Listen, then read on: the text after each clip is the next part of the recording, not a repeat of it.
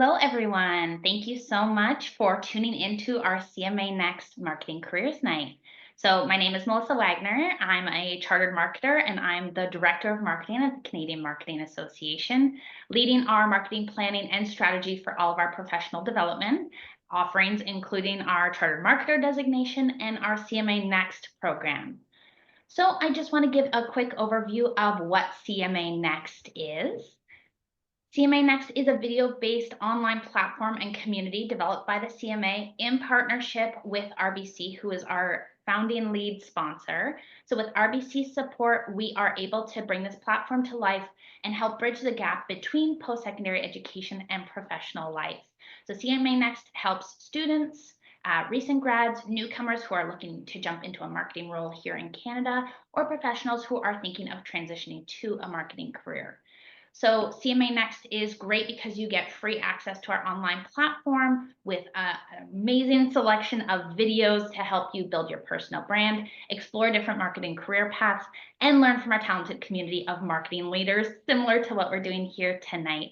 You can watch our next voice videos where we hear from our chartered marketers on exciting marketing topics. We also have bi-weekly blogs on topics including AI, marketing specializations, and the future of marketing. And once you subscribe to Next, then you won't be sure to miss out on any of our content. And similar to events like this, you'll always hear about that from us, especially if you're getting our emails. So be sure to sign up at cmanext.ca. And speaking of CMA Next, we have our social platform. So thank you so much for joining the conversation tonight. Feel free to keep that going on all of our socials. So our handles are there for Instagram and LinkedIn.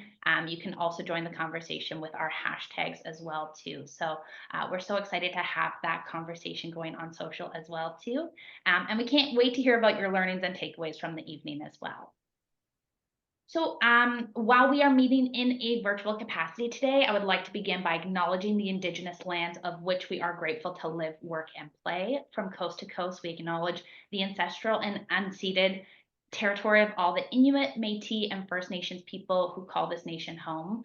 We must reaffirm our commitment to improving relationships between nations and to respecting local Indigenous people and culture. As a visitor on this land, we strive to deepen our understanding of the local Indigenous communities. And at the CMA, we respect this land that we are on today and are committed to growing as an organization. So we are going to move into today's event. We are going to hear from three amazing speakers and have a panel discussion about their career journeys and some really great advice from these marketers. Once we hear from them today, we have a live Q&A session. So feel free to submit all your questions throughout the evening. We'll answer as many of these as possible as we go through that Q&A session later this evening. Be sure if you have one question specifically for a panelist that you mention that in your question when we get to them. And so I'm going to welcome our panelists this evening. So I want to welcome Dr. Tulsi Dharel, Sarah Barker, and Karim Kanji. Hi, everyone.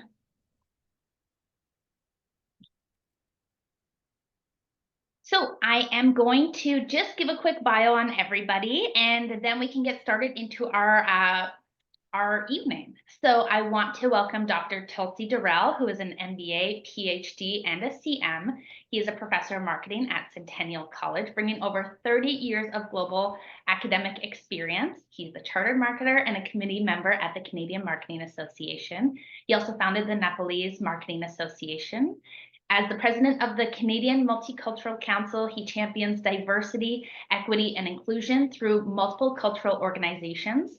His leadership has earned him many prestigious awards, including the King Charles III Coronation Medal in 2024, and has earned also Canada's Top 25 Canadian Immigrant Award in 2019.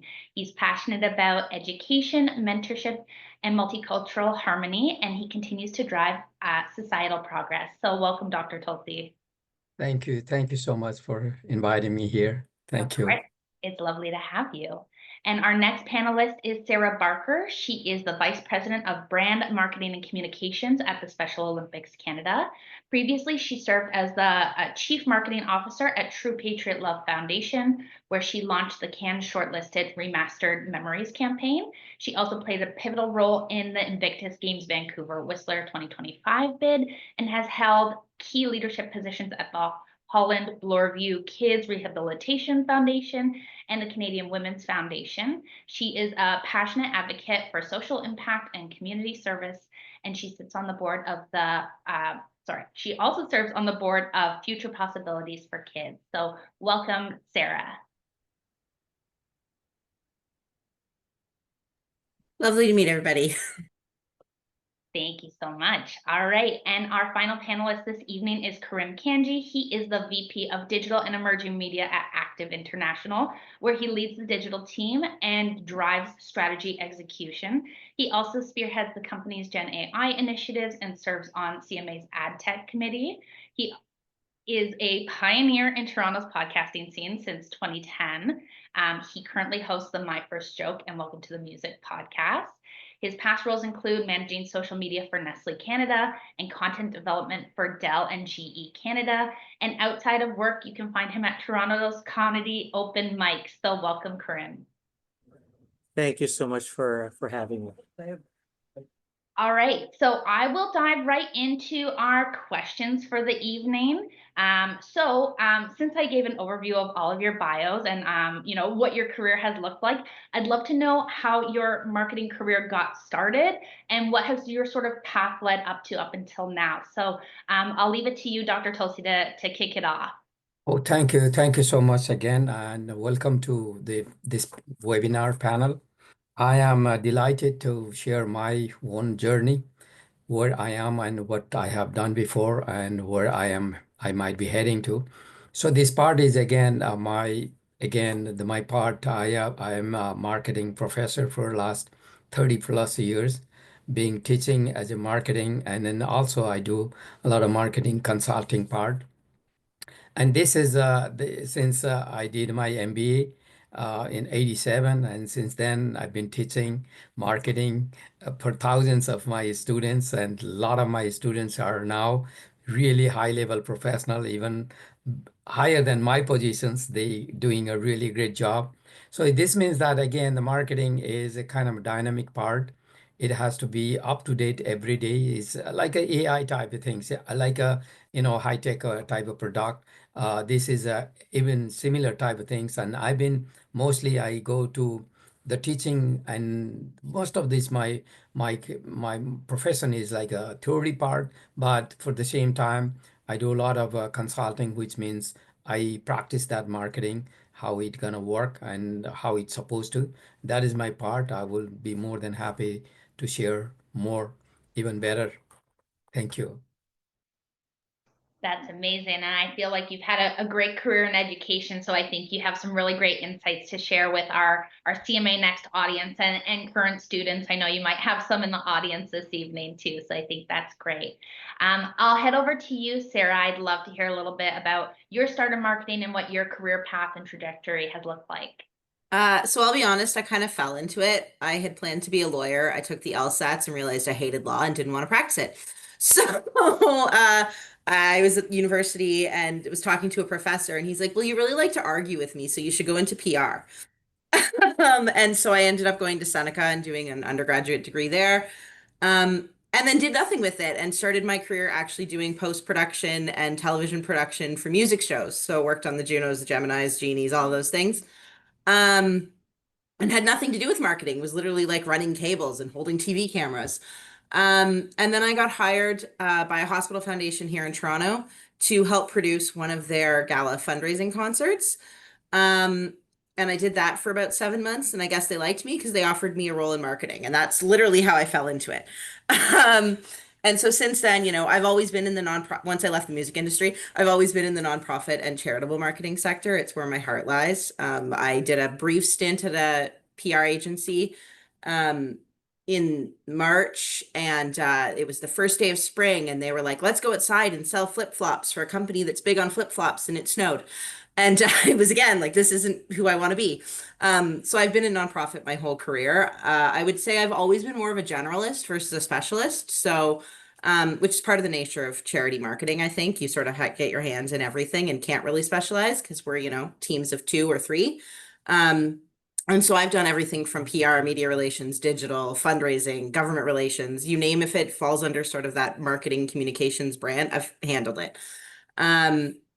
I just spent 3 years, as you mentioned, working with Invictus and bringing them to the games, which was sort of my first foray into sports, and really helping launch that brand. They have a big established brand, obviously, as Invictus, but we are allowed to sort of build on it for a Canadian context. And so that was the last thing. And now I'm working at Special Olympics Canada, which is a whole new challenge because it's for those of you who don't understand, it's a federated model. So essentially we're the national brand, but there's chapters in every single province and territory who each get to do their own thing. So it's essentially trying to control a marketing and branding plan for 13 different organizations, none of whom have to listen to me.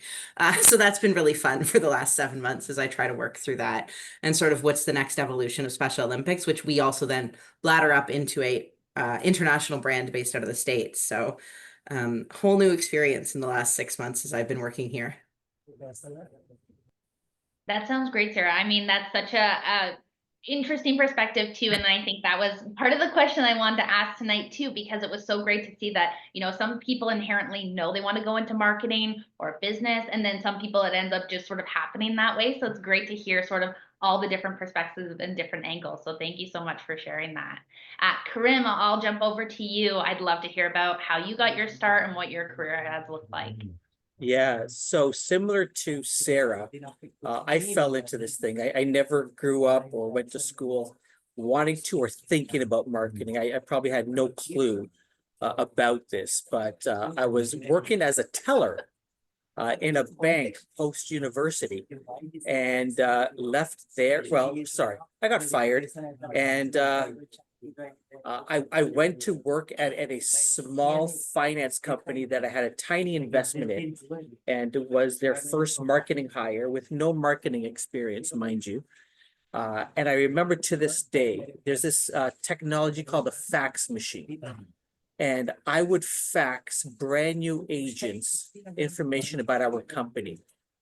Little did I know that if you were with, for example, a Remax office in Thornhill, and there were 10 new agents there, well, little Mr. not knowing anything about marketing would send that same office 10 faxes.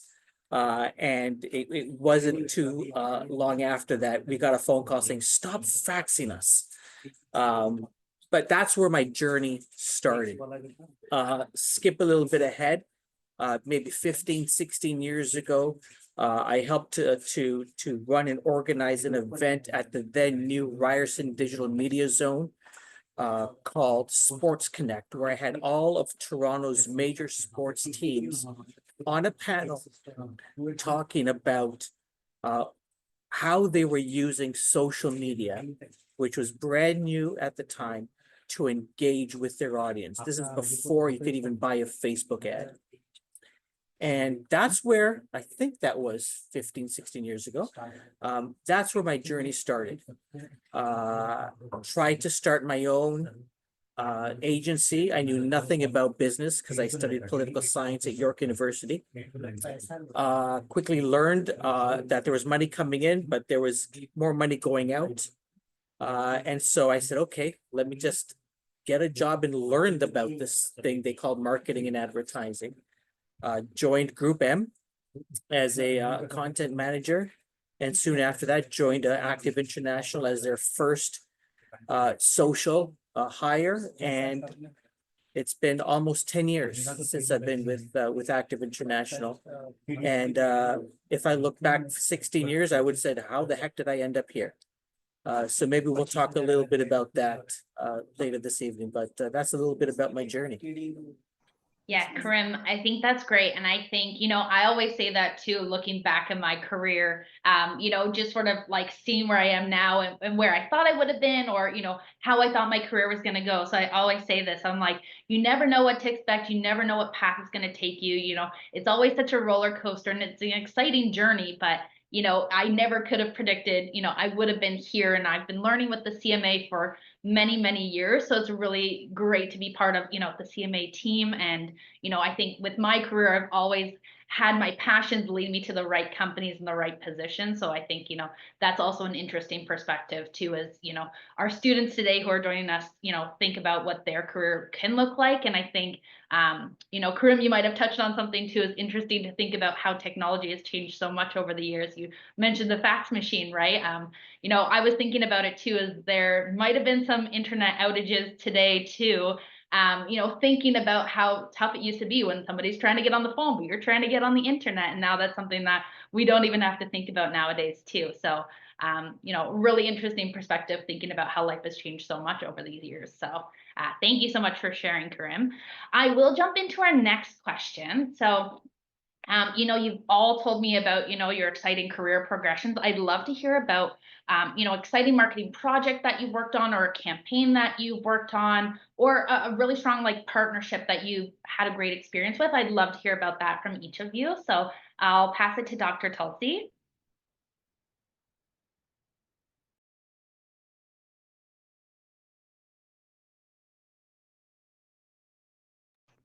Sorry, you're on mute.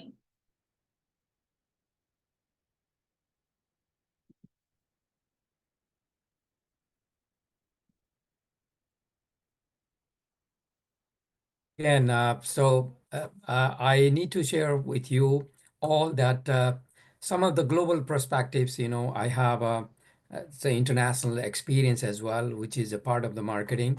Since this world is like a single village, global village, which is what we say, and anything happen in one part of the world, that gonna impact to the other part of the world. There's one tiny company in China, what we'll call DeepSeek. AI company just they announced, and that gonna impact direct to the Toronto, New York Stock Exchange and the big NVIDIA type of company. So my own experience, what I have done in marketing uh, outside Canada is in 2002 time I was selected as an international marketing consultant to the government of Mongolia, which is too far from here. The weather is almost same. Minus 40 degree is very normal there. My job was to do marketing for the whole entire government enterprises, such as a lot of service industries and manufacturing industries owned by the government. They couldn't compete with the Chinese. They couldn't compete with the Russian product. And that was a big problem for them. They had thousands of people. They were not able to work, and the company was almost collapsed. At that time, the World Bank and other international agencies supported to the government of Mongolia, and they were looking for some marketing expert from the outside their country. So I had a good chance to go there and then did my marketing part.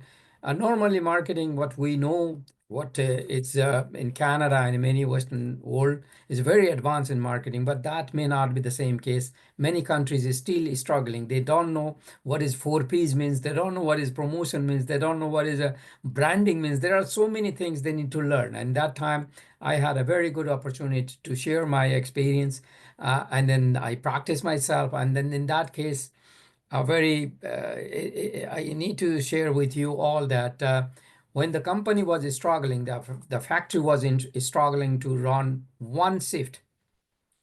When I started doing marketing, the three shift, even they couldn't supply based on their demand. That's my international experience. So that I want to share with you all. So marketing has a big, big, big role for the business. That's true. That's great to hear. And I think that's also an interesting perspective too, because as the Canadian Marketing Association, for example, we just launched a course back in February, which is marketing in Canada. And I think, that course inherently talks about those, cultural nuances and regional ones. And then, that's so specific to Canada and like our different areas and regions and everything like that. And then when you pull it back even further, when you're thinking about like worldwide or like other countries, marketing can be so different. So it is a good perspective. And, to Sarah's point about being a generalist sometimes, of being able to pull back and saying, what's going to work here? How do I adapt? So it's great to hear. And that sounds like a really, interesting experience. Even I want to share one more extra, which is how I teach to my students. I basically, my area of teaching expertise is mostly international marketing and marketing research. Basically, I'm more focused on that side. When I teach international marketing, I have a bunch of students from all over the world. A couple of students have a business background, let's say from India and China and Vietnam and Nigeria. These people, once they come to the class and when they know it is international marketing, they want to explore their own business. I had a very good success story I want to share with you. There was one student, his family business was a diamond, diamond trading, diamond business in India. There's a city called Surat in India. That city is very popular in the diamond business, and he wants to explore that diamond business in Canada. So, in that time, I helped that student. Right now he's very successful in that particular business. So this is experience that not necessarily you have to gain yourself, but when you teach someone and they learn and they are doing this marketing, that is also part of your success. I mean, it's always great to hear success stories like that too. So I think it's great. And I think, a big part of having you all on the panel tonight is going to show, how great it is to be a mentor and to share your story and inspire somebody else. So, hopefully that inspires somebody else to start that business or, reach out to somebody to get, that mentorship that they need. So I think that's great. Thank you so much. I'll pass it to you, Sarah. I'd love to hear about a campaign or a project or a partnership that you want to elaborate a little bit more on. Sure. I think one of the opportunities with working in nonprofits is that most of the agencies you work with are free because we can't afford to pay them, to be honest. And so you end up working with agencies who get to flex their creative muscles in ways that they can't when they're with a paying client who has to market test everything and has to go through, 12,000 layers of approval. I'm usually the approval. And so I've had the opportunity to work with some incredible agencies. You mentioned Remastered Memories. I think, Wonderman Thompson did an incredible job with that campaign. It literally got pulled together in 48 hours. They texted me, I think, November 8th, and I'd never met them before, being like, we had an idea. Would you like to do it for Remembrance Day? And you pull it together with, $500, I think was what we spent on that campaign. So, but when I think about campaigns I'm really proud of, there's sort of two in my life. Right when I started sort of in true marketing with Canadian Women's Foundation. It's an organization that works with women and girls across the country around domestic violence, human trafficking, et cetera. And we launched a campaign called It's a Girl. And it was literally around the stat that 1 in 4 women will experience sexual assault in their lifetime. And it was a baby card that you opened up. It was embedded in Chatelaine, and it looked like a congratulations card for having a baby. And then it said, congratulations, it's a girl, she'll be raped. And we had, oh yeah, if you look up the ad, you can still see the ad. It's a baby shower and they're passing around presents and people are opening up cute little gifts. And then this woman pulls out a whistle and she's like, what is it? And they're like, it's a rape whistle, like deadpan. And so, it was working with DDB at the time. And I think it was the first campaign I ever did where I, A, got death threats, but B, only campaign I ever got where I got death threats, but B, it was the power of that shock value and what you can do with a campaign with very little budget to break through. And so to me, it's still one of my favorites. And it's still one of the ones I'm most proud of. And then I think, on the branding side, working with Invictus, I had an opportunity over the 2 years that I was there to really work with the Indigenous and First Nations population out in BC for them to develop the branding. And it's probably the thing I'm most proud of in my career. We worked with the 4 host nations out there. And it was the first time that they ever worked collaboratively. So normally they're given a circle and each of the nations gets a piece of the pie. And if you think of Vancouver 2010, that's how the Olympics designed it. We asked them to come up with something that you couldn't tell which nation developed which piece. And it was a 18-month long process. It was all of my life for 18 months. But at the end of the day, they came up with this brand identity and this work of art that reflected not only the four nations that were being represented there, but what they called the warrior spirit, you know, the military and veterans who were participating in the game, and having the opportunity to work with them and then present it to the Duke of Sussex was just like, it's still one of the defining moments of my career and probably always will be, because of what it represented and what it represented in Canada right now in terms of reconciliation with our First Nations partners and really working with them closely. So, you know, that's one of the things I love about nonprofit marketing is you have these opportunities to do really cool things with $5.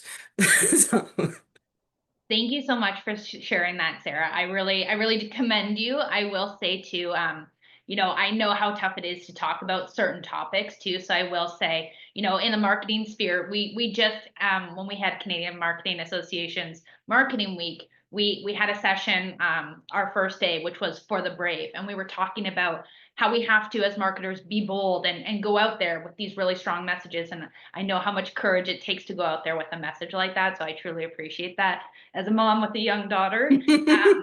You know, so I appreciate that. And, you know, I'll say I'll cry at a butter commercial, but that really, you know, hits home, you know, thinking about your family and whatnot. So thank you so much for the work that you do.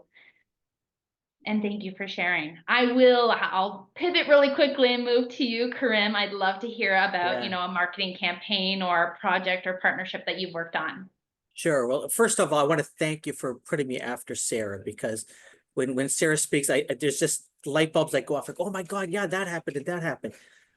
So if you wouldn't mind me talking about a couple of things, and I'll try to be as succinct as possible. There will be times in your career where there will be moments that that you're proud of the work that you did, the output for the company or for yourself. And then there'll be moments where you can't see it on the balance sheet. There's no impact to the bottom line, but you will also feel proud of those moments. So I'll talk about one on each side. You know, so, you know, I talked very quickly about, you know, trying to create an agency. You know, we did that for a few years, and it all started. Sorry, I'm getting pop-ups on my computer. It all started with this Sports Connect event at Ryerson Digital Media Zone. From that event, we got invited to speak to 3 of Toronto's major league teams. And this is again, you know, who would invite Karim? I look like, who invites me to sit down with the Blue Jays to tell them how we believe they can use social media. We did the same thing with the Argos. And then we did the same thing with the Raptors. And we actually did this really cool thing. I don't know if anyone here is old enough to remember a basketball player by the name of Chris Bosh. But he was one of Toronto's biggest superstars. He went to join the Heat with LeBron James and Dwayne Wade, and they won a bunch of world championships. But there was a concerted effort locally in Toronto to keep him here. And we created this microsite and just did a lot of what they call guerrilla marketing to get people to you know, do a lot of social amplification before there was even influencers, to get people to talk about wanting Chris Bosh to stay in Toronto. And I remember you know, running that online initiative. That was really, really cool. And again, what, me do that? That was nuts. You know, I had no experience in marketing. So that's sort of on the work side, which really cool work, you know, to be able to do really cool work like that. And then on the other side, you know, Sarah talked about the work that they've done with Indigenous communities. I was very fortunate through a friend of mine to be invited to a meeting that was the beginning of what is now known as the Chani Wenjack Fund, Chani Wenjack Foundation. And being in that meeting and learning about what the impact that they wanted to make in Canada. And then pro bono, with my boss's permission, running a campaign, a Facebook campaign for the organization. Fast forward a number of years, and sitting down with my boss and saying, we support a lot of different charities that deserve support. And I pitched, I said, why don't we open our offices in Markham? Why don't we open Markham's first legacy space? A legacy space for the Downey Wenjack Fund is a space you dedicate. You can still work in it and stuff, but you dedicate to the organization and to reconciliation. And so we dedicated one of our conference rooms as a legacy space. We had the mayor of Markham show up. We had indigenous communities show up to help open that. And we were Markham's first legacy space. So that's something that I look back on. And it didn't matter to our bottom line. It didn't bring in, more revenue or profits or help with our EBITDA or anything like that. But I am proud whenever we have guests to take them to that room first and say, we support this fund. This is what the organization is all about. We're not just about helping companies sell more widgets or whatever the case may be, but we also give back to the communities in which we work. So those are two things that I'm very proud of. Amazing. Thank you so much for sharing, Karim. I think that's great. And I think it's nice too to be able to look at our careers and say, here's what we've done and here's where we continue to go. And here are the values we hold strong as we move forward and take on certain initiatives. So, I appreciate you all sharing those, really great campaigns or initiatives that you all worked on. So thank you so much for that. I'm going to move on to our next question. So thank you again for all those examples. I know we've talked a lot about, your careers in marketing. I'd love to hear from each of you what you love about marketing. So what it is that wakes you up in the morning, drives you every day to, continue to pursue being a better marketer or, sharing your love of knowledge of marketing to others. So I'll start with Dr. Tulsi, if you want to get us started on what you love about marketing. Oh, thank you. Again, I repeatedly tell to everyone, see, marketing is like a politics, what's going on in the world. Yesterday's politics, the day before news, those may be old. So marketing is kind of then, right? Every time, whatever the government is making a certain level of changes that are going to impact direct to the market, especially American policy. Let's say we know what's happening right now. We are facing some uncertainty because the politics and markets goes side by side. It's going to directly impact if the high profile person is saying something that's going to impact direct to the market. Let's say Elon Musk is saying something, immediately that's going to impact with a lot of those tech business and a lot of areas. And similar, like let's say the president Donald Trump is saying something, it's going to direct impact to the market. That's why market should be any kind of marketers or marketing field person cannot be bland side. They have to be up to date what's going on this morning, this afternoon, this evening. That type of current information you're supposed to have. Then only you can survive. Otherwise, we know what's happening, what happened to the Hudson Bay. So everybody knows that. Traditional way, whatever the business was running 100 years ago, 200 years ago, that may not run for another few months or days. So this is why the market must move towards to that direction. We have a better experience, if you remember, as Karim mentioned, Chris Boss. I want to mention another company called BlackBerry. Remember everybody, BlackBerry? The BlackBerry in the Waterloo. At that time, I used to live in the Waterloo area.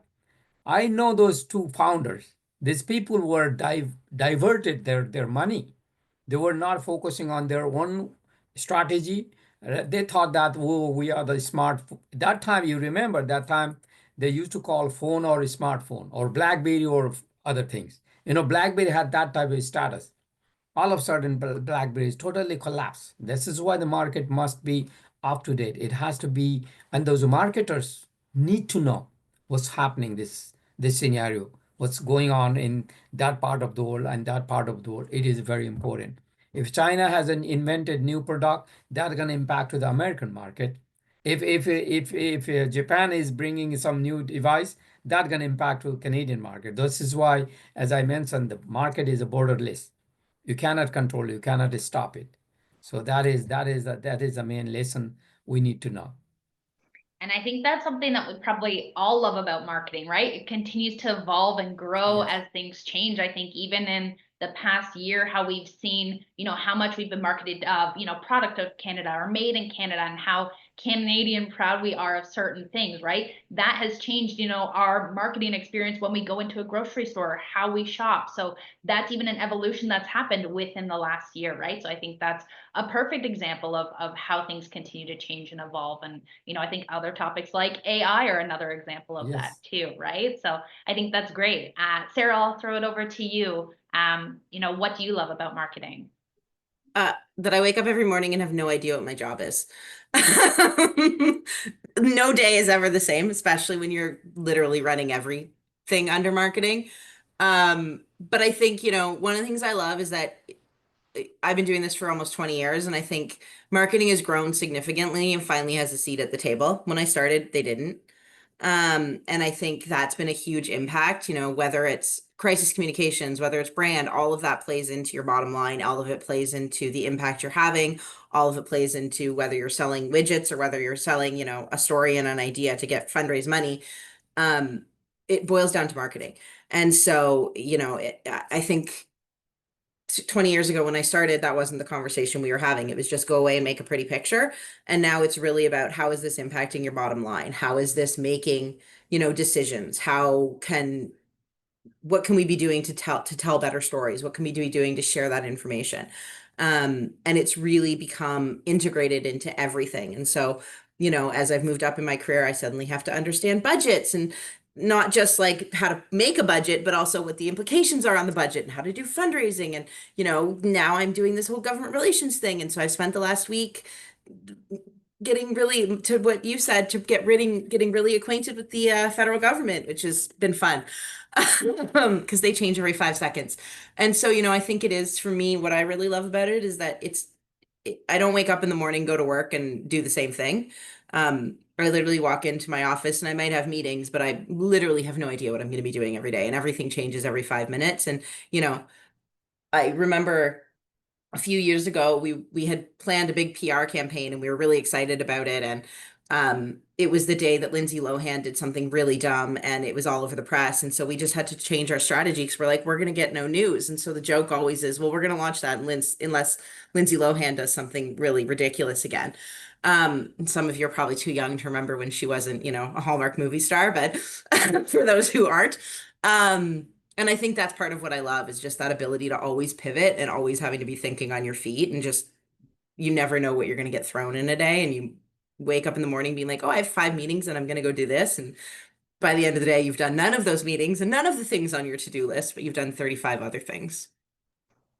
I can definitely agree with that, Sarah. I definitely think, and one of the things I love about marketing is how creative we can be, right? So I think part of that is of the spontaneity and what pulls you and what has happened and how the news affects our marketing, right? So there's so many factors that come into play, but I think that's a really great point. And I feel energized talking about it now too. So thank you for sparking that again, at 5:30 p.m. Eastern time. I'll drop it over to you, Karim. What do you love about marketing?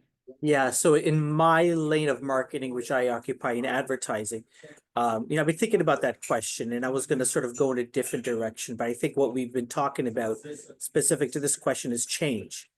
And I think the reason why I've stayed so long in this industry, and so long at my company, is because we embrace change.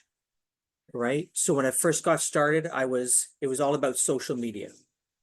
And then I got hired to do content. Again, no experience in content, but I understood the value of content when it comes to SEO and how to attract people and stuff like that. And then I got hired to run social media at Active. And then I saw, there's, Spotify starting to advertise. How come we're not doing anything like that? So talking to the boss and said, I need to lead digital audio. Go ahead, Karim, lead digital audio. Hey, connected TV. Hey, this, hey, that. Hey, now AI, right? Nothing stays the same. And you always have to adapt and make sure you're at the cutting edge of technology, of trends, of advertising, because our clients have a variety of options when it comes to advertising. They can go with bigger agencies, smaller agencies, less expensive agencies, boutique, their friend who runs another agency. They have so many options. And so one of the challenges that we all have is how do we stay relevant as an organization? And then when I bring it down to me, how do I stay relevant? Right? If I just stayed in social media, there was no one else at our company that was looking forward to saying we should be doing stuff in audio. We should be doing stuff in connected TV and so on and so forth. Right? And so what I love about this is the ability to adapt and change. And if you're fortunate enough to be with an organization or a company, or maybe it's your own company that embraces change and is not afraid of change, then really you're in for what Sarah talked about. Every day is not the same. We don't know what the next day holds, not because you have no clue and you haven't planned for anything, but because things change and we're excited about that. Imagine going to work and it's the same thing over and over and over again. It'd be boring. And I think that's part of a big reason why we're probably all in marketing, right? It's something exciting, that's what gets out of us out of the bed each day. And I love your point, Karim, about progression, right? You talked about connected TV. We had Roku at Future Proof a couple of weeks ago, and talking about the progression of certain ads and what's working for them. And then your point about AI too, right? As that continues to evolve, and how does that affect our day-to-day in marketing? How does it make us better marketers? And how does it affect what we're outputting as well too? And I love to hear your career progression a little bit there too, of saying, this is what's coming next. I want to be a part of that. I want to see how we lead and how we pivot there. So I think it's great to have, change makers such as yourself, leading the charge at your company too, and not just waiting for somebody to come and say, hey, why don't you look into this, right? So I think being able to take charge and make those changes for yourself as well too, to your own career, is great to hear. Thank you for sharing that. I know we've all been talking about, the things we love about marketing. And I think, normally when we're talking about starting our career, we love to hear, those positive and optimistic components to it. But I'd love to hear a little bit of the flip side, what might be we have talked about challenges. I'd love to hear a little bit about what might some of those challenges be. Is there a misconception when it comes to marketing? I'd love to maybe just hear like a personal take on that. So I'll throw it over to you, Dr. Tulsi. So again, I want to continue the same thing what I mentioned before. A lot of misconceptions is basically marketing is based on the choice of the person, the customers. It is, you cannot enforce them. Sometime, let's say example, these days in Canada, we saying Canadian. Whatever you go to the market, you see the big, maple leaf, and mentioning to the people that, oh, this is proudly Canadian. But to some extent, sometime it might be okay to feeling your nationalist, feeling more patriotism. That's fine. But the long run market, it doesn't go that way. Market always wants to go to quality, always go with the image factors, always go with the brand factors, always go with the origin of that part. Sometimes it is very important to understand that the image matters a lot in the market. Image means we can say the quality, we can say the brand, we can say even the origin. Sometimes it say the country of origin. When we see a product coming from Japan, we have a very positive feeling, oh, it is a Japanese. When we see something coming from Switzerland, oh, it is a Swiss watches, or French wine, or Japanese something like electronics. Those are the things customers have already image set up. So this is again, you cannot just enforce them someone, or to ask them, okay, buy this one, this is ours, because this is why the market is boundaryless. To some extent, maybe political part might gonna influence somehow, but long lasting, it is very difficult, whether we like that particular country, particular place, particular the areas or the person. But it's still, if the product is good, your brand side is you accept the quality, accept the brand, rather than, you have some other biasness. So this is why the marketing is, again, it is a boundaryless. Marketing is, for sure, it is your choice. And then choice goes with your image, goes with your brand, choice goes with your, like, the quality part, rather than, oh, this is coming from my part of the world, this is my things. That may not last for long. So that's the learning part. And then for sure it is, absolutely, I guess in this case it is very true. Yeah, that's great to hear. And I think especially with marketing, there's a lot of nuance too, right? So I think we've been seeing a lot of that nuance when we talk about, marketing about Canadian products. How Canadian is it? How much can we support? So I think that's, a really interesting perspective. And I think a big challenge, for a lot of companies as we've progressed over these past couple of years as well too. So I think that's a great perspective. Thank you. Sarah, I will jump over to you. I know you've already mentioned, a few challenges, but I'd love to hear, what might be some misconceptions as young marketers are coming into the profession. I think as much as it's evolved, you'll still come into people who think that marketing is just about making pretty pictures and making things look nice, and that we just go away and make PowerPoints that look pretty and that kind of thing, and they don't really understand the impact that brand and marketing and all of that can have on bottom lines. I still run into that today, usually from finance people. I'm not throwing any finance people under the bus, but they seem to be the biggest culprits, because they don't understand the impact. They're like, well, we're spending all this money, and what is it doing, kind of thing. So I think that's still one of the biggest challenges I personally experience. Obviously, I think as a whole, though, one of the biggest challenges is just how to break through. There's so many companies, and there's so many ad agencies, and there's so many charities, and the Special Olympics, we're relatively small comparatively to many. And so how do you break through, and how do you compete with the Coca-Colas and the Nikes and the sick kids of the world when you have a budget that is a fraction of theirs? And so, it's really trying to find that one person who gets it and can come up with brilliant creative, because otherwise you're not going to break through. I think marketing, and one of the things I've tried to push myself always, is that marketing people get really good at talking about how great they are to themselves. And so they come up with these campaigns, and, ad agencies come up with these beautiful campaigns that are great for the people in the room, but they're not going to actually resonate outside of the walls. And so that's been a challenge my entire career, is yes, we need to do something, but I'm not the target audience. And if I don't like it, that means it's probably actually the campaign we should go with, especially in a nonprofit world, because you want to do something that pushes the boundaries. And so I think that's always sort of, when you're thinking through this, if you feel uncomfortable, that's probably the campaign you should go with from an ad agency perspective, because it's probably the one that will actually resonate. Because if I like it, and I'm not the target audience. And I think that's one of the things that you always have to push. And I'm always pushing my CEO. She'll be like, I love this. And I was like, then that's not the one we're using. She's like, but what? So it's been a constant sort of education session around, if everyone in the office loves it, it's the wrong campaign. And I think that's one of the constant stressors, is just stop talking to ourselves about how great we are. And that's, I think, a charity thing overall. It's been a charity thing at every place I've ever worked, but I think it's a common thing I hear amongst people who work in the market industry, is that we got to get out of our own heads.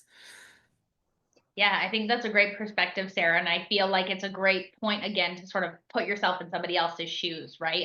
When we feel so closely, and we're so closely tied to our campaigns that we're putting out there in the world, right? We feel so passionate about it. But it is great to go, who is our audience? How are they going to be receiving this? Does this work for them? That's something that we always have to think about, and not just, is this pretty? Do I like it?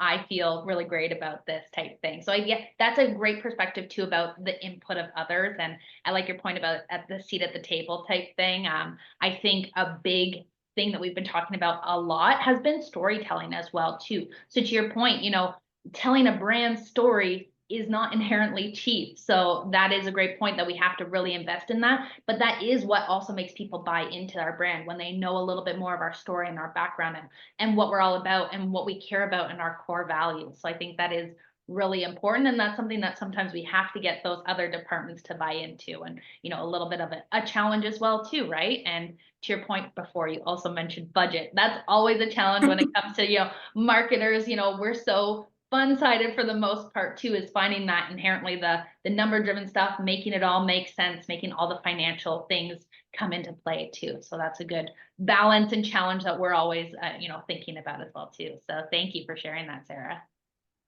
And Karim, I'll jump over to you. What are some, challenges that you might oversee, or, some misconceptions about marketing? I'd love to hear that. Yeah, absolutely. So two things, one quickly, raise your hands if you love to see ads. I don't know if anyone can raise their hand, but so that's problem number one, is that, when you ask anyone, hey, would you like to see an ad? Well, no, not really. I just want to watch my program, listen to my, whatever the case is, but read my content. You don't inherently want to see ads, Super Bowl commercials aside. So that's a general issue that I think we all have, trying to grab people's attention, right? Sarah talked about there's so many brands out there. How do you capture attention? And then there is the issue of us being in Canada. And this is an opportunity, especially for the audience today. We have young professionals, young soon-to-be professionals on this call, as far as I understand. Don't just think that Canada is your playground. Canada is an awesome place to work. Don't get me wrong. Drawback is a lot of the bigger brands are international. And so the Canadian head office of an international brand might not have full control over marketing or over advertising. And so stuff that happens outside of our borders can impact your budgets and can impact your business. But if you think globally, if you think outside of your borders, the world is your oyster. Take the knowledge you get from the CMA, take the knowledge you're getting from your classes, from school, from your work experiences, and believe that you can take that outside. Don't be afraid. I wish that I was younger and someone had told me, Karim, you don't have to stay in Toronto. There was an opportunity. I had to go to Vancouver, and I found excuses not to do that. Could have gone to the States, found excuses not to do that. Believe that there's opportunities outside of Canada. You've got one life. Make it the best. And there's a world out there that you can impact with the knowledge that you have. So it's a challenge, but it's also an opportunity that, hey, if there's an issue happening here, or if I'm finding it hard, or if there's not an opportunity that I want, no one says you can't go somewhere else, right? And that's an opportunity. And I wish I was younger. Karim, that's a great perspective too. A few years ago, I want to say about 5 years ago, or maybe it was even a little longer than that, 6-7 years ago, I got the opportunity to work abroad, and my husband and I, we moved to Singapore, and I got to work marketing, and again, working for a Canadian company, but living in Singapore and seeing how things different were, that when the opportunity presented itself, I was absolutely terrified, crying, thinking about how different my life was going to be, how this was going to impact my career, the challenges that were to come. And now I say it is the best experience I ever had as part of my, career. We got to travel, we got to do so many things, we got to experience life. Life was a little simpler back then, no pets, no plants, no kids. It was just sort of easier to hop and take on that opportunity. So, it's a great perspective of, if you have the chance, go for it, and think about, what's outside the box, what's outside the lines, what lies ahead type things. I think that's a inspiring perspective too, when we're talking about, challenges and everything like that too. So I think that's great to hear. All right, I will move on to our sort of like our final question before we can dive into the Q&A section. So, we've talked about marketing, and we all know there's different specializations and pathways. We've talked about all these different career opportunities. What advice would you give to someone who is eager to build a marketing career in Canada? Is that me? Yeah, Tulsi, I'll throw it to you. Okay. So the first of all, I have seen since I am for last 10 years, I am very closely working with CMA. And then I have a lot of colleagues in the committee. I sit in the different committee. I was in the brand committee. I am right now in the talent committee. I have seen a lot of people in the marketing professions. They have a marketing high level of responsibility, but sometimes the lacking part is those marketers, they really do not have that much of knowledge how the marketing gonna work. Marketing is not only one side. It is normal cases people know about 4 P's: price, place, product, promotion. Sometimes people focus too much on promotion side, whereas their product is really bad. They are just focusing on promotion side. That doesn't last. Okay, sometimes your product is so good, but your pricing is really high. It may not compare with that case. Maybe your product you would not get the market. So those 4 P's is very important. And I have seen some people, they are master in advertising. It may not work long lasting. It doesn't work on that way. You might gonna try more to advertise.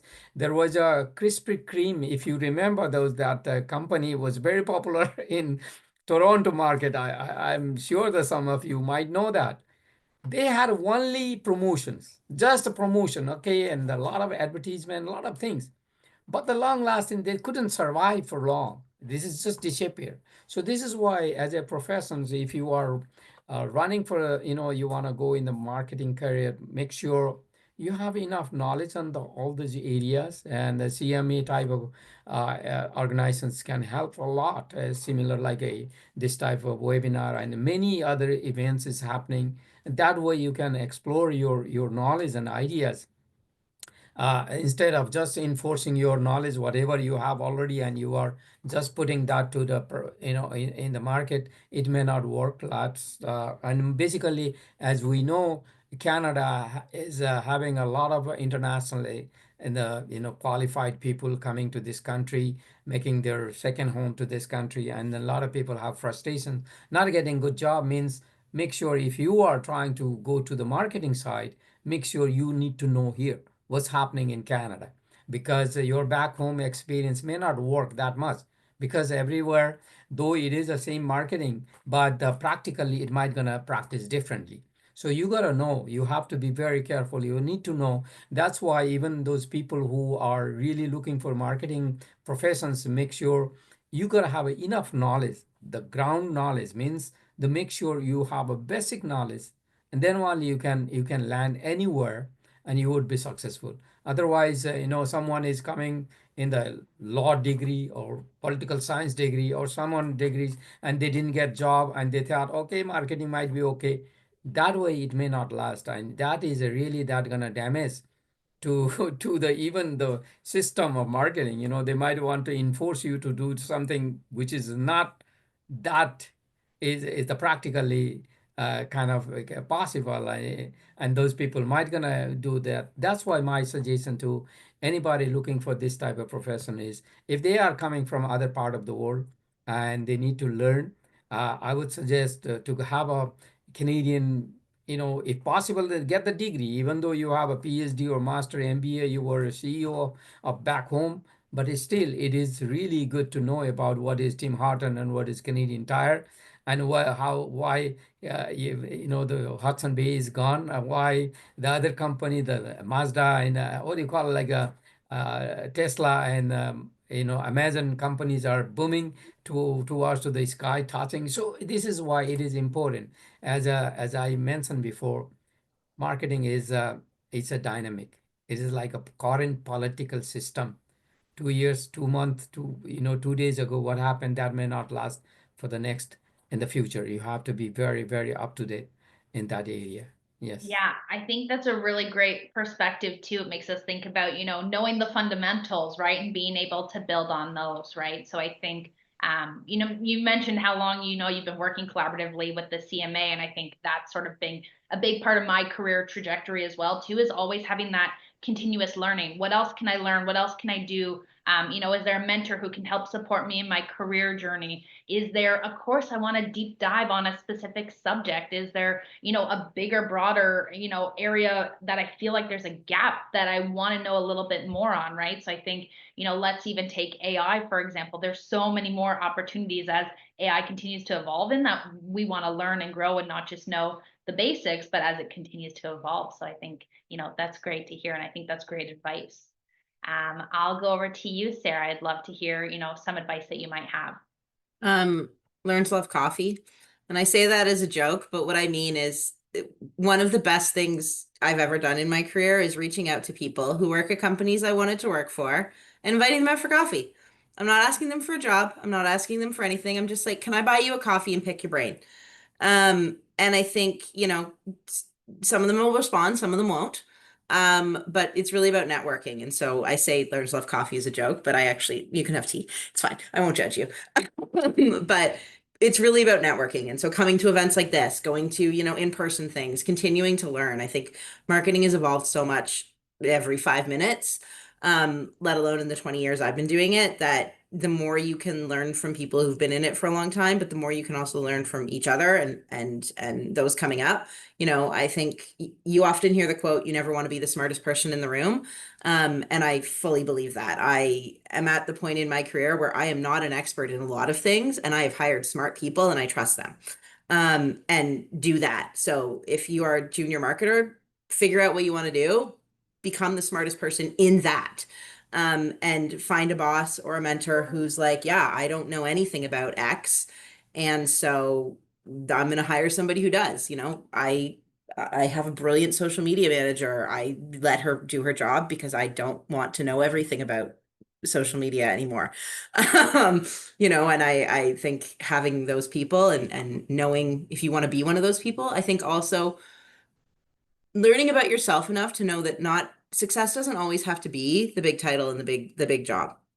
If you are really happy being the specialist and just being the person who does the work, be proud of that and be the best there can be and own it. Not everybody has to be the VP or the CEO. Find what and if you want to be the VP and the CEO, go for it too. But, figure out what you want to do and own it and just really lean into it and become the best you can be at what you're doing. Would be my biggest advice. While drinking lots of coffee, because you also spend a lot of late nights doing marketing. I think that's a perfect point, Sarah.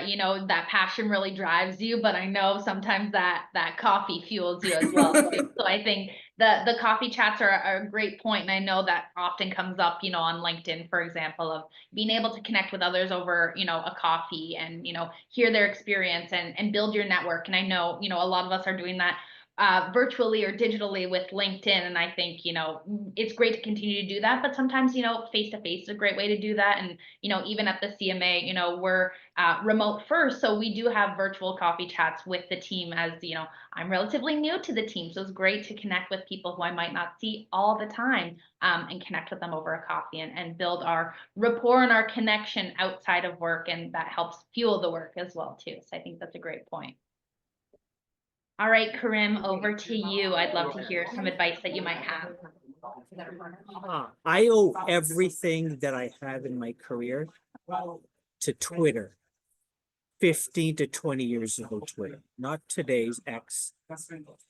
The Toronto Twitter community 15, 20 years ago was amazing. It was people that were explorers. They were figuring shit out. They were building stuff. They were all about community. And people were genuinely interested in knowing what you were doing and wanting to help and see you succeed. And that is one thing that I miss. But there are other places, I believe, that you can get the same. And so it's all about it's all about networking. It's all about, and I don't mean networking in terms of going out and say, okay, I'm going to give out 10 business cards. I'm going to talk to 10. It's genuinely, going to an event. You don't have to be a volunteer there.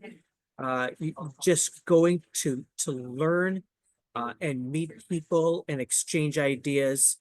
And who knows, the next person you talk to might end up being someone that you hire, someone that hires you, or whatever the case may be. But I would highly recommend that is, yes, we live in a world of Teams and Zoom and online and remote work, but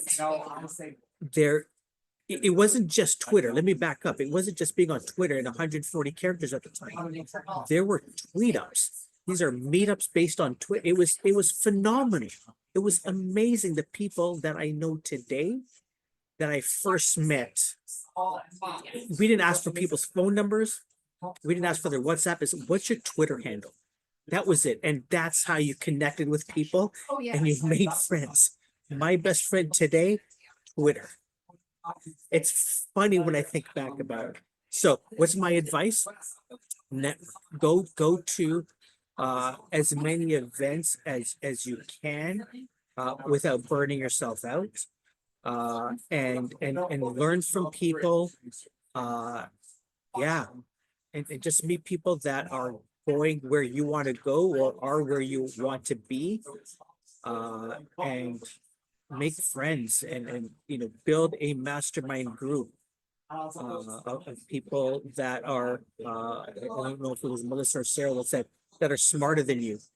I don't ever want to be I don't mind being the funniest person. I just don't want to be the smartest person because I genuinely know all my friends will tell you I'm not that smart.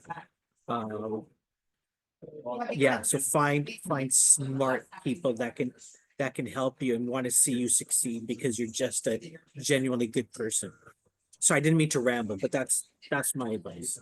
That's great, Karim. I really appreciate that. And I think, a big part of that, the themes that we've seen coming out tonight too, is community, right? Like finding your community, like not necessarily even your niche too, but the right people who will help support you in your journey and help figure things out or just be alongside you as you're in the trenches trying to figure out what's next, what's the pivot, how does your career continue? So I think that's all great advice. I appreciate all of you this evening being part of our panel and answering my questions. So as a quick move along, I will move to our question and answer portion of the evening. We do have a few questions that have come in, so I'll dive right into those. We have a question from Paula, who had a question about, since we were just talking about coffee chats. She had just relocated to Canada from Peru to begin her postgraduate studies. And she said, since the concept of coffee chats is new to me, I was wondering how you would recommend structuring one. So do you maybe want to talk a little bit about anybody's experience with coffee chats? And we'll just do open forum, anybody who wants to jump in there. Maybe Sarah, you have a perspective on what your coffee chats typically look like. Yeah, I mean, I usually just am like, it's very much like this. Tell me a little bit about who you are, what your career path's been, any advice you want to give me, what you love about marketing, what you don't. You know, really sort of just getting a sense of who they are, why they like working where they work, any advice they can give me on getting into marketing, becoming part of that people. And then the one question that someone gave me, I think in like the fifth or sixth one I went to, when I was first starting out in marketing was never leave the room without asking them if there's 3 people that they can introduce you to do the exact same thing. Because you have now gotten a person, probably from a company you want to work with, who's probably fairly busy to go out for coffee with you. They're now invested in you because the last thing I want to do is waste an hour of my time. And so I want to help you now at this point. If the meeting went well, which they usually do, people like to chat. And so ask them for 3 people they're happy to introduce you to. And then follow up with just a, hey, thanks so much. Here's my resume if anything ever happens, or you have any upward opportunities or you know anything that's coming up, feel free to pass it along. But also, I'd love to, you mentioned Steve, Beth, and Sue. I'd love for you to connect me to them. And then you just grow that network and you start to meet more and more and more people. That's, I think, the biggest piece that I wasn't doing in the first few months of doing this, that I was like, this is a lot of work. It's not that much work if you make other people do the work for you. Yeah, and I think to that point, Sarah, it seems like a little bit more of the coffee chats are meant to be like a casual conversation, right? So I don't think you need to really bring any structure to it. Just let the conversation flow. And you might need an icebreaker or two, but I feel like once, you just start chatting, it just sort of continues to flow. And the icebreaker is usually like, tell me about how you got started in marketing, or tell me about yourself, because people love to talk about themselves in general. That's a great point too. And I do have a fast follow because Akil had a question too, that he normally has about 2 coffee chats a week. And he's been here in Canada for about 5 years. And now he's seen sort of a significant drop in response rate. So does anybody have any thoughts on how he can increase the chances to get a positive response? So is there anything that you've seen from a networking perspective? Like, how do we get more people? Go ahead, Karim. Yeah, so understand also that people are busy. And I would say recently, especially if somebody who works in advertising or marketing, they're swamped, they're busy. Certain times of the year could be busy for, year ends for certain clients, or quarter ends can also be busy. But don't limit it, but they might be open if we say, I understand you're busy. Don't mind if we do a Zoom call or a Teams call, open to that as well. Right? So appreciate that their time, and that you're willing to meet them where they're at. Right? Because I think most people have had mentors and have had help along the way, and are willing to give back. So there was a gentleman that I recently had an online chat with, I think it was last week. We were supposed to meet in person. Things got busy. We were in a hiring stage, and I was just deeply involved in that, and I had to cancel a couple of meetings. But he appreciated that I was busy and said, let's do this online. I don't need to come and see you. You don't need to come and see me. And I felt like, okay, good. I want to talk to this guy. And so he made it easy for me to accept. You mute. That's my bad. Tulsi, did you have something to add there? Yeah, so let me put my insights as well. What Shara mentioned, that's a really great idea. Sending email or calling the person repeatedly may not impact that much. Instead of having a coffee chat is much more better. But remember, most of the time, if you approaching very high profile person, then most probably that person may not have time, may not have interest to have a coffee with you. So it has to be always on almost the same level, no matter whether you are seeking for the job, you are seeking something, but at least certain level of status. These days, most of our professional people, they have a LinkedIn or social media. They look at the person before their meeting. Even first time they were meeting someone, even myself, I have a frequent, my meeting is basically, if you remember, the Starbucks coffee has a kind of good promotion schedule. Slogan they were saying, normally very, busy people, they have 3 places to have a meeting. One is their home. They hardly invite very few people, or their workplace where maybe it is not that much comfortable to invite people. And then the other one is a coffee place, which is a Starbucks. Having a meeting at the Starbucks is a good idea, but always it might have to go on the same level. It might be very difficult to get the appointment or the person might gonna accept. It may not be happen that easily. But the point is, what we're talking about are looking for the job or exploring our marketing talent, marketing knowledge. There's a marketing means not necessarily you have to work for others. You can do it yourself. You do the marketing yourself. It is, we're not talking about only working for others. The successful people, they can work themselves. The self-employment, that's a kind of marketing as well. They can do the marketing on that basis too. So, but it is a good idea to have in the public places when you have a physical meeting, a person meeting, in-person meeting, that's gonna be more impactful rather than the email system or telephone or other things. That is really good idea. It's basically people, which is in the question saying someone from different country, they do not have a very similar the environment what we have here, for them it might be very tough for that. So in that case, it is better to connect with the different ways as well. Even the LinkedIn is a very good idea to follow, to connect with the person if you don't get the coffee time with someone. This is also the good starting point. And then for sure, the mentorship is very, very important. Like a CMA is a really good forum for people who are even the new to this country, because CMA is giving a free session sometime like this one. You don't have to pay for, and there are so many CMA event is happening. Sometime you can do the volunteering, sometime you can even a minimum registration fee, you can join with them. Then you have a good networking sessions, you know. When you go to the CMA, most of the business people, marketers, all those cream people from the country, you will see them and connect with them. That might be a good idea to have a networking. I appreciate that, Tulsi, because now I don't have to do a shameless plug for the CMA myself about attending our networking sessions and building your network at our in-person or virtual events. So thank you for that. I think those are all great answers. You know what?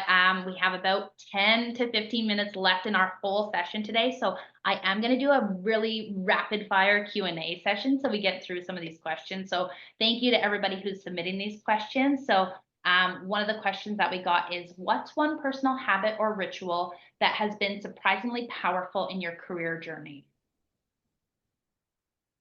I'll go first. If you have the opportunity, sorry, can I go? Yeah, okay. If you have the opportunity to work in an office, make it a habit to get out of your seats and talk to everybody. Go around when you grab your coffee, when you grab your tea, when you grab your water. Walk around. I did that. I've done that every day. During the pandemic, I would do that on Teams. I would just, connect. Hey, how you doing? Hey, just connect with people. Culture where you work is very, very important. Don't wait for culture to be created for you. Be part of the culture that attracts people to want to work with you. I would echo that and add, do it outside of your own department. So if you work at a massive agency, go talk to the finance people, go talk to the HR people. Don't stick with marketing. We're a clique and we like to talk to ourselves. Get out of it and talk to other people. The other thing I'd say that for me personally is, and I think Tulsi mentioned this earlier, is know what's going on in the world. Like the daily podcast is literally the greatest thing ever because it's like a digestible news bites thing in 5 seconds. But just knowing that, because then you have something to talk about when you're walking around the office instead of what did you do this weekend?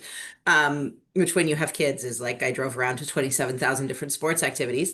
But but then it's also relevant to everybody, like whether you're in finance and they're worried about the economic climate, or HR and something, just staying abreast of what's going on outside of your bubble is huge. Yeah, that's a good point. I agree with both of them. You have to be like a politician, try to meet more people because you're looking for like a voters, those are people. It might gonna help to you. And no matter, even not necessarily this is from your own professional career. Maybe they are from some different sectors. It is better to connect with the people. That's the best part. That's great. I will say too, we have a few questions coming in, and I know this is inherently a really tough job market right now too. So I know as some of these people are looking to jump into their careers. How do you navigate through this current job market? If you might have any like tips or tricks. So I can't remember their names, and so I apologize, but there's two former students with the CMA who are now working full-time, that every CMA event I went to, they would talk to me over and over and over again and just reintroduce themselves, what they were doing. I would ask them, where have you looked for work? And invariably, at least one of them we interviewed. He didn't get a job with us, he got a job somewhere else, but the more you connect and just be friendly, don't be desperate, don't be out, be like a duck, right? You don't know that they're kicking underwater. They just kind of glide, right? So yeah, you're hustling, but don't show that to people. But continue to be friendly with people and to let people know, hey, I'm available, I'm out there. And keep on reminding them in a friendly, personable manner that you're there. And if something comes up at their agency or at their company, you might be somewhere at the top of their mind. So I would recommend you do that. That's great. Okay, I'll ask a few more questions here too. Let me take a look. Sarah, I have a direct question for you, actually. You mentioned about being a generalist. Crystal had said, I'm seeing quite a few marketing roles in Canada where the tasks include PR, graphic design, digital marketing, which is a whole suite of things. Do you consider being a generalist a key aspect of working in marketing departments in Canada? And her specialty is specifically in campaign development. I think it depends on what you want to go into. In nonprofit, 100%. We're never like, unless you work at sick kids, you're never going to be a specialist. And that's not a knock on sick kids. They're great, but they're massive, but if you're going to work at some of like a bank, they have specialist roles. I think that an understanding of everything, I'm not a graphic designer. Please never make me design anything. It would be terrible, but I understand how important those people are and I hire good ones. But I understand and have done enough across all of them that that's part of what has got me to where I am now, because I know enough to know to hire the right people. And so I think it's really about figuring out what industry you want to work in, and then figuring out what do they do.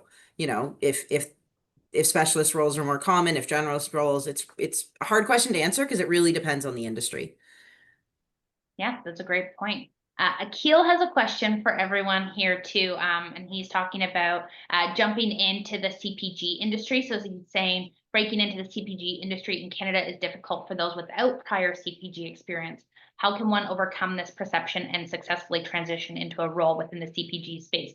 Now, I will back that out from this perspective too. I will say this might be for really any marketing specialization, right? You might be in one specific area and then realize you want to pivot to something else. So does anybody have any experience about how you overcome the perception of you might not have work in a specific niche, and how do you make that pivot successfully? Yeah, it depends. Like so I don't know that to be true necessarily, that if you don't have CPG experience, you can't work at a CPG brand, because no one's born with CPG experience, right? You sort of go there because there's an opportunity there. Maybe you have a skill that is in need by a CPG brand that they need. And that skill is going to be valuable, for them. So what is that skill for you? And if you're starting out, okay, you don't have all the skills necessary. So maybe you start at an internship level, right? That gets you that experience. If CPG is where you want to be, if you're passionate about CPG, look for an internship opportunity is what I would say. Yeah, I think that's great. I'll continue the rapid fire as we have the last few minutes before we wrap up here. So I have a question from Pau that says, AI seems to be rising in terms of the use of marketing. What AI platforms, developments, or professionals in Canada do you think we should watch out for as marketers when it comes to AI or the use of AI? Well, that's really interesting. So, so with AI and marketing, I think one skill that is going to be very valuable is programming agents. Now, this video could come out next week, and now you don't have to program agents anymore. So don't quote me on that. But, a year, 2 years ago was all about Gen AI and how do you prompt. Now it's about, okay, now you can build agents for next to nothing that will do repetitive tasks for you over and over and over again. So stay up to date with that. If you can. CMA released, I don't know, 6 months ago, a really great document where the AI committee, designed or came up with, I think maybe a half a dozen agents that are really, really cool. So, keep up to date is what I would say on how brands and how agencies are using AI, and take as many courses. There's a bunch on LinkedIn. CMA offers some courses as well. So that would be my recommendation. More Awesome. than that, can I just input what Karim mentioned? It's true. AI is the current phenomena. The current people are talking about AI. AI is the dynamic process. Maybe next 5 years you will see the more advanced way. There is a lot of people are predicting that junior level job, like a secretary or typing your statement or putting some business plan and writing an email, all those things you don't need anyone. You just AI might gonna work for you. So this is why this part is, as a marketer, we must know. As I've been telling from the beginning, I'm saying you must be current and you must know what's happening right now. And that is definitely gonna impact on your own professional journey as well as the whole entire marketing environment. That means that AI or a different form of a different technology advancement, it directly gonna impact. These days, you might have an iPhone, you might have some advanced phone. The phone is when you try to type it, before you type, the word's gonna show up there. So this means that you must be familiar with that part. This is the same thing. For us, especially in this type of industry, if you are moving forward, then make sure you have to have a very current knowledge. That's very important. Amazing. All right, I'm going to do one last question, and I think this is a good one to end on. As we talk about continuous learning, do you have any favorite books or podcasts you'd like to recommend in terms of, Paula here is asking specifically about communication, public speaking, or marketing, or any other topic that is important for developing skills as marketers. So Well, any I just thoughts on your want to, favorites? yeah, my suggestion mostly, I see that some people from other part of the world, like other country, they are new immigrant, new Canadian. For them, I want to focus to them that even though you have a great experience in the back home, you had a very big job and a big business, you had your own self. But many times, you got to learn about the Canadian perspective as well. That doesn't mean you were a very good driver in the back in China and Japan or India. That doesn't mean you are very easy comfort to drive in a 401. You gotta practice that too. So my suggestion to them is make sure you get a short course at least. Go to the particular institutions and learn something. Even like a CMA has a lot of the programs and the courses, and then go to university colleges, try to get some more. That doesn't hurt. It's gonna help you to understand what's going on, what is particularly in Canadian perspectives. It's gonna help you. That is very important. Yeah, that's great. Karim, I'll throw it to you as a podcast pioneer. I'm sure you might have a favorite you might want to shout out. Yeah, so specific to this audience, so I listen to tons of podcasts, not just about business or marketing. It just keeps me sane. If all I did was focus on career and everything, I'd go crazy. But two specific to this audience, I would suggest is Terry O'Reilly has a podcast called Under the Influence. You could find it on CBC or anywhere that you listen to podcasts, as they say. And then one that I think is really good, someone talked about staying current. I think Dr. Tulsi said, staying current with what's going on. There's the TLDR podcast by Wealth Simple, which is really interesting as well. So I would recommend those two. And Sarah, what about yourself?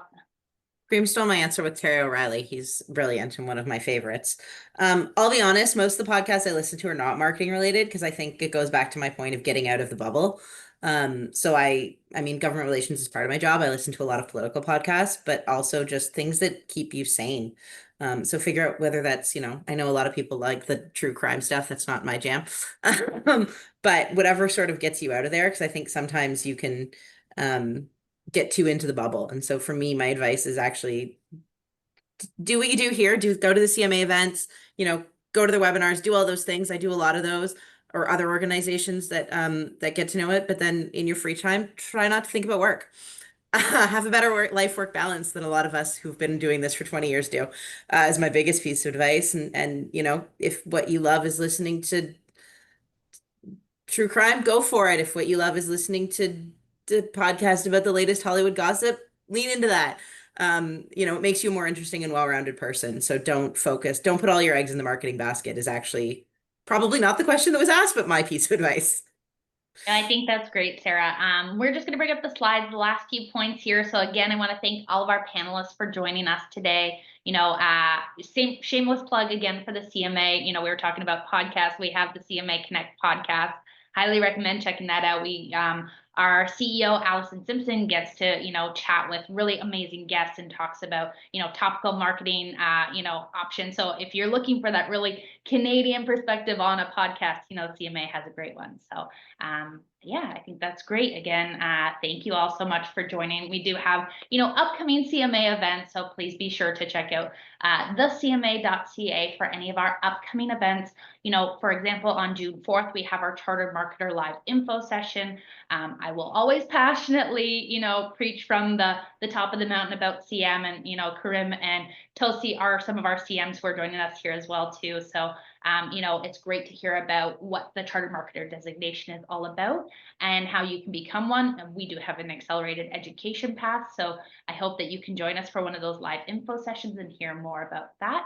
We also have a ton of upcoming events, specifically some CMA Next events. You know, we're looking forward to the fall for hopefully having an in-person one. So stay tuned for more information on that. And I'll just go to our final slide, which is a big thank you. So a big round of applause to you all. We appreciate you for coming and joining and participating. You will get an email in your inbox shortly with a recording of the session and a survey link. So please share your experience with this event tonight. And we hope to see you at the next one. And thank you again so much. I hope you have a lovely evening. And thanks again for coming. Thank you. Thank you, everyone.